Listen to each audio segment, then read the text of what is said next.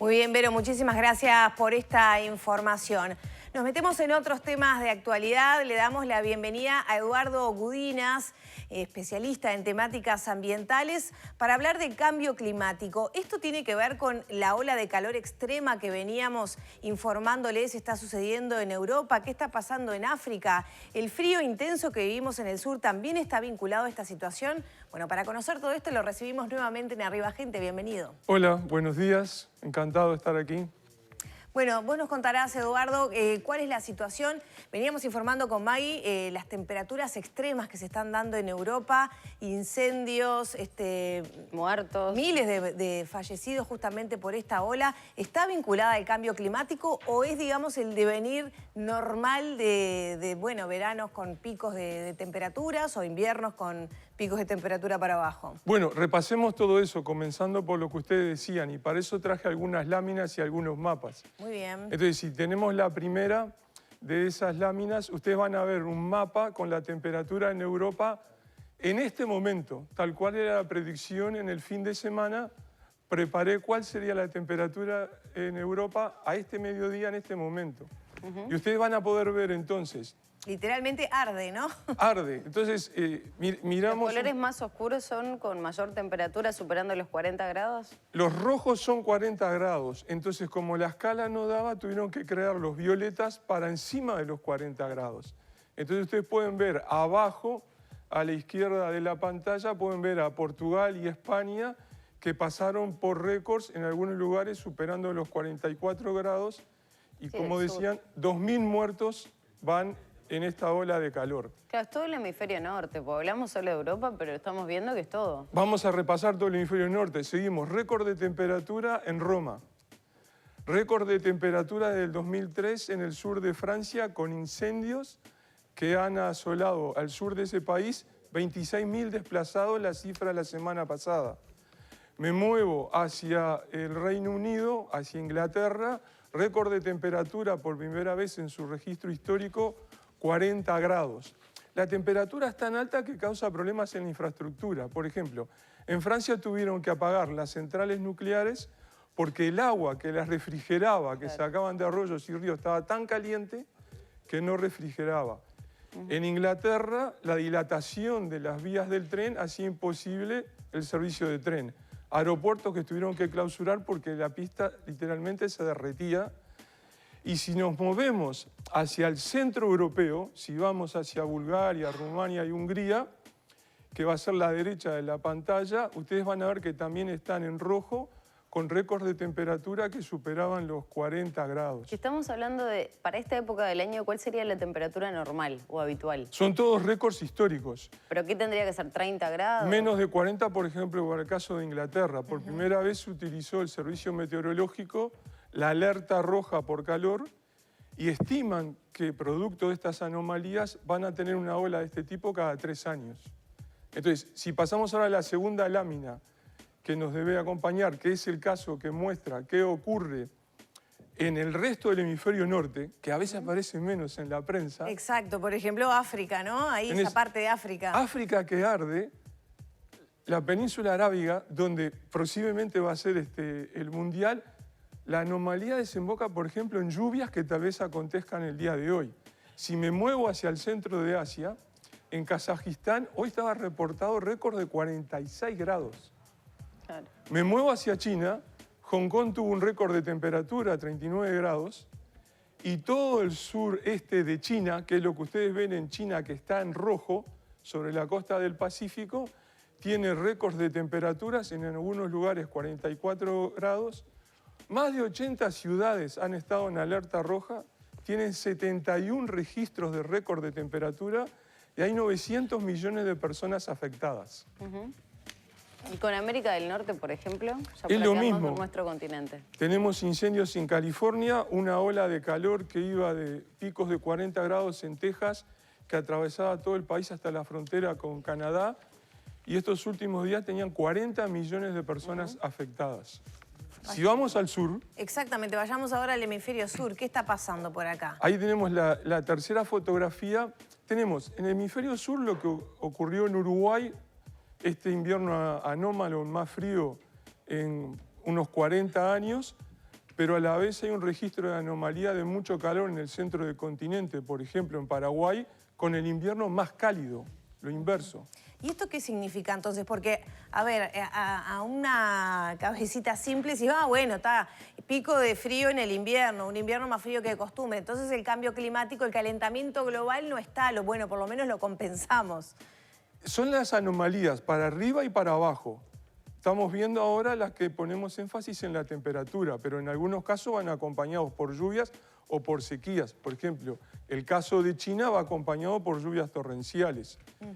Y para seguir evaluando la marcha más allá de las fluctuaciones que haya de un año para el otro, tenemos ecosistemas, ambientes testigos. ¿Qué es este? Este es el que es llamado el glacial del apocalipsis o del día final, que es el que miran los científicos que se está derritiendo en la Antártida, en la encara de la Antártida que da hacia Chile y hacia Australia. El tamaño de este glacial es 192.000 kilómetros cuadrados. Es más grande que Uruguay.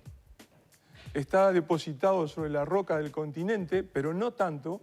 Y lo que sucede es que ese poquito más calentito que está el agua Antártida lo va derritiendo por abajo, está derrapando, cayendo más rápidamente hacia el mar, se derrite 2 kilómetros por año, retrocede 2 kilómetros por año, y a este ritmo se estima que si se derrite lentamente, en los próximos años el nivel del mar puede subir 60 centímetros. ¿Ese es uno de los principales efectos que puede tener este tipo de situaciones?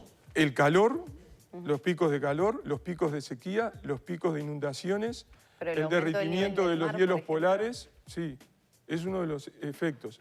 Entonces, para tener un panorama global, planetario, es el siguiente gráfico que ustedes tienen ahí, el aumento de la temperatura global en el planeta desde más de un siglo atrás. Es una gráfica, si ustedes la ven, van a ver que aumenta, sube la temperatura y ya estamos cerca del 1.5 grados más caliente de antes de la revolución industrial. ¿Aumentó el ritmo, o sea, se aceleró más de lo previsto Sí. estos cambios? Sí, a partir de 1980 más o menos se aceleró rápidamente y el límite que pone la comunidad científica para los rojos, las alertas rojos de 1.5 grados, probablemente ya lo alcanzamos o lo alcanzaremos en el futuro inmediato. ¿Y ahí qué pasó? ¿Fallaron las previsiones? ¿No se tomaron medidas y por lo tanto o se incrementaron los efectos que producen estas consecuencias? Exactamente, pasó todo eso que tú decís. Y entre no tomar medidas, ahí les propongo venir a Uruguay. ¿Cuál sería el presupuesto para atender el cambio climático que hay en el caso de Uruguay? Primero, ahí estamos viendo las temperaturas. Detengámonos en el gráfico que vos mencionabas. Bueno, ahí está una de las preguntas de Maggie. Las líneas amarillas son los picos de temperatura de año a año, esa variabilidad que hay en la temperatura promedio del planeta. La línea roja es la tendencia que ustedes ven que va en aumento a partir de 1960 y da un salto sustancial a partir de la década del 80. ¿Esto es a nivel mundial? Esto es el promedio de la temperatura del planeta a nivel mundial.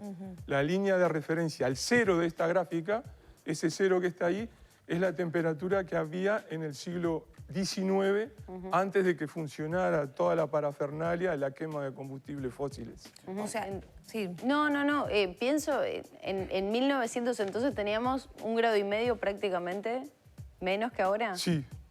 Dentro de esa variabilidad que vos ves, las líneas amarillas, año a año suben, bajan, un año más frío, más caliente, pero la tendencia es hacia el aumento. Y ese 1.4 que está allá arriba es el de las luces amarillas y posiblemente estemos sobre el 1.5 más caliente. Más que amarilla-naranja la luz. Claro, y genera esto que está, los mapas esos rojos que les mostraba antes. Ahora, situaciones como la que se vivió en el departamento de Paysandú, por ejemplo, viniendo a nuestro país nuevamente, ¿tienen que ver también con estas realidades o son situaciones meteorológicas que, bueno, se pueden presentar en países como el nuestro? Se puede presentar, pero el cambio climático, el análisis no enfoca el evento en particular, sino las tendencias, porque no puede distinguir o predecir un evento circunstancial, sino que lo que mira son estas tendencias que ustedes ven que son en décadas.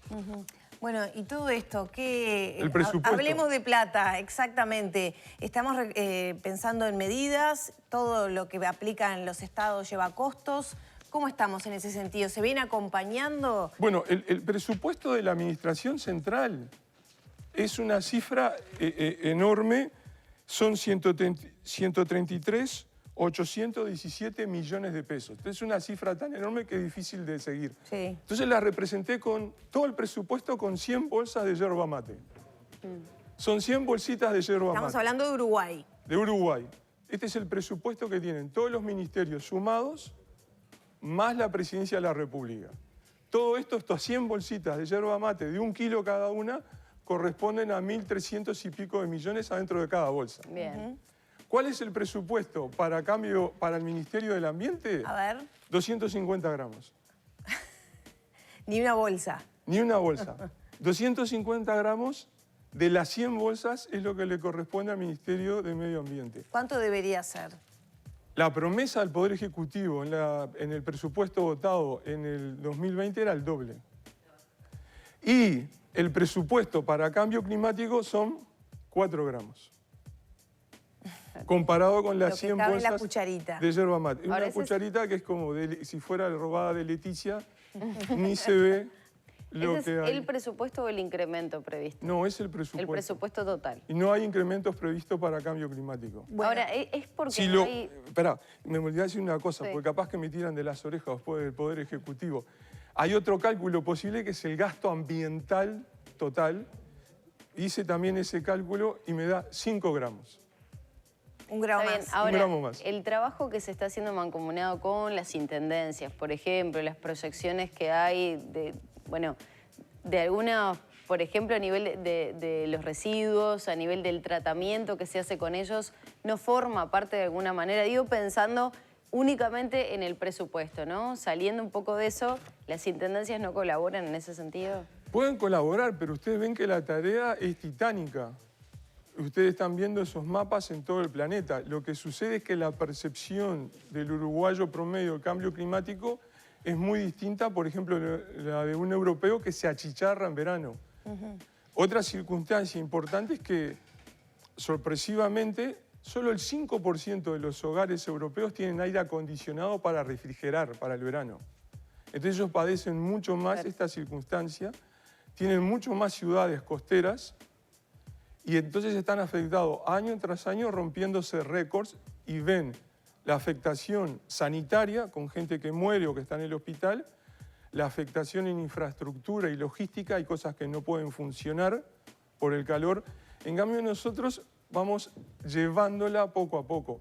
Y el que padece más el cambio climático en el cono sur es el sector agropecuario. Sin dudas. Ahora, esto requiere mover enormes recursos, por un lado, tanto para prevenir nuestra contribución al cambio climático, al efecto invernadero, como para prepararnos para amortiguar estos impactos negativos. Sí, lo de mitigación y por otro lado prevención o abordaje. Y ahí es donde viene la duda. Uruguay, un país pequeño, en el medio de un mundo globalizado, donde, bueno, los emisores de los grandes efectos, de los gases invernadero, etcétera, también tienen su responsabilidad y nos hacen cargo. ¿Qué margen tiene? ¿Vale la pena que Uruguay invierta cuando el resto del mundo no lo hace, por ejemplo? No tiene más remedio porque lo va a afectar, por ejemplo, en el aspecto de las dinámicas costeras.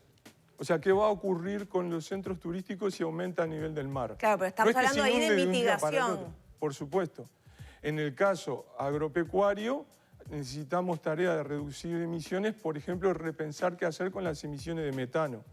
Por lo tanto, hay todo, por un lado, un rubro. ¿Qué hacemos con la producción pensando en el futuro? Otro gran rubro es cómo mitigar. Y hay discusiones que llevar hacia el año que viene o más en el mediano plazo. Les planteo una, urticante. ¿Qué hacemos con ANCAP en un mundo postpetrolero? Bueno, justo tocaste un tema álgido, Eduardo. Ya para cerrar, y nos tenemos que ir a la pausa, desde la casa, el accionar de cada uno de nosotros, ¿qué podemos hacer? Porque da un sentimiento, ya lo mencionábamos la última vez que viniste, ¿no? De desesperanza, de sentir que yo no puedo hacer nada, de que los que toman decisiones parece que tienen otro planeta asegurado para irse. las personas de a pie, ¿podemos hacer algo para contribuir? Sí, necesitan ayuda del Estado y un marco estatal. Primero, por ejemplo, para el caso europeo yo creo que hay una experiencia interesante para comenzar a copiar aquí. Normativas municipales para cambiar cómo se aíslan, construyen y se instalan las casas, los apartamentos, que a su vez eso puede promover interés de vecino en hacerlo bien. Tiene que haber un aporte, por ejemplo, de la Facultad de Arquitectura, cuáles son las tecnologías adecuadas y las normas y requerimientos apropiados para Uruguay, que van desde aislar bien la casa para la calefacción o para la refrigeración, hasta enverdecer el hogar para tener más plantas para trabajar en ese combate al cambio climático. O sea, ¿cómo enverdecemos la ciudad? ¿Cómo enverdecemos azoteas y balcones? Eduardo, muchísimas gracias. Gracias a ustedes. Gracias. Te despedimos por algunos días nada más porque ya vendrás a plantearnos otro tema interesante y en este tema ambiental sí que hay muchos. 9 de la mañana, 39 minutos, Maggie, ¿hacemos la pausa? Dale, seguimos con más Arriba Gente en instantes.